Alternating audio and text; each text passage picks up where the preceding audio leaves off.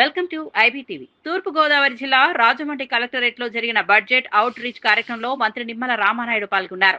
ఈ సందర్భంగా ఆయన మాట్లాడుతూ రాష్ట్ర విభజన తరువాత ఆంధ్రప్రదేశ్ కు జనాభాలో 58% వాటా ఉన్నప్పటికీ వనరుల్లో కేవలం 46% మాత్రమే లభించిందని చెప్పారు. గత 5 ఏళ్ల వైసీపీ పాలనలో రాష్ట్ర ఆర్థిక పరిస్థితి దెబ్బతిందని విమర్శించారు.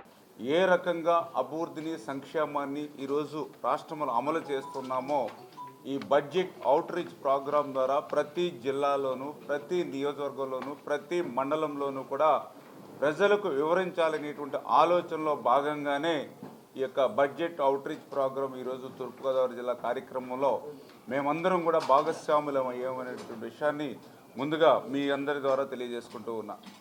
ఎందుకంటే మీ అందరికీ తెలుసు, ఆ రోజు 2024 సంవత్సరంలో ప్రజలు ఆంధ్రప్రదేశ్ రాష్ట్ర చరిత్రలో ఎప్పుడూ లేనిటువంటి విధంగా 94% స్ట్రైక్ రేట్తో కూటమి ప్రభుత్వాన్ని గెలిపించారు.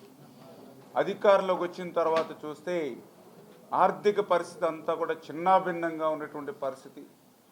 ఖాళీ చిల్లుకుండను ఈ యొక్క ఆంధ్రప్రదేశ్ రాష్ట్రానికి అందజేసినటువంటి పరిస్థితి.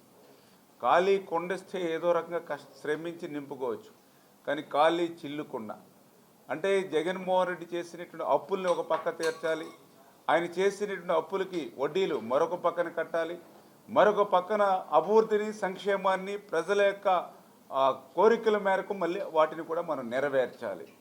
ఇటువంటి సవాళ్ళనన్నింటినీ కూడా అధిగమిస్తూ ఈరోజు ఒక పరిపాలనా దక్షత ఉన్నటువంటి వ్యక్తి ఈరోజు ముఖ్యమంత్రిగా చంద్రబాబు నాయుడు గారు ఉండడం, ఆయనకి కొండంత అండగా ఉప ముఖ్యమంత్రిగా ఇవాళ పవన్ కళ్యాణ్ గారు ఉండడం, వీరిద్దరికీ తోడుగా నరేంద్ర మోడీ గారు ఉండడం వల్లనే ఇటువంటి సవాళ్ళనన్నింటినీ కూడా అధిగమించి, ఎందుకంటే 2024లో అధికారులు రోడ్డు మీదకు వదిలేసినటువంటి పరిస్థితి.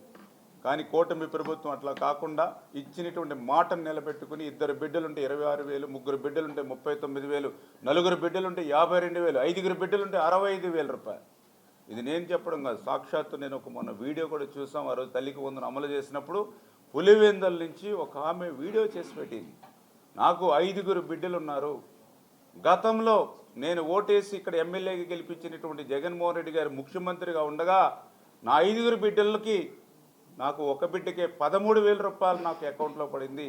కానీ ఈరోజు ముఖ్యమంత్రిగా చంద్రబాబు నాయుడు గారు ఉన్న తర్వాత నా 5 బిడ్డలకి 65,000 రూపాయలు నా అకౌంట్లోకి జమ అయిందని చెప్పి సాక్షాత్తు పులివెందుల నుంచే ఆమె ఒక వీడియో తీసి పెట్టారని అంటే ఏ రకంగా ఈ యొక్క సంక్షేమ పథకాన్ని ప్రభుత్వం అమలు చేస్తూ ఉన్నాం సూపర్ 6లో.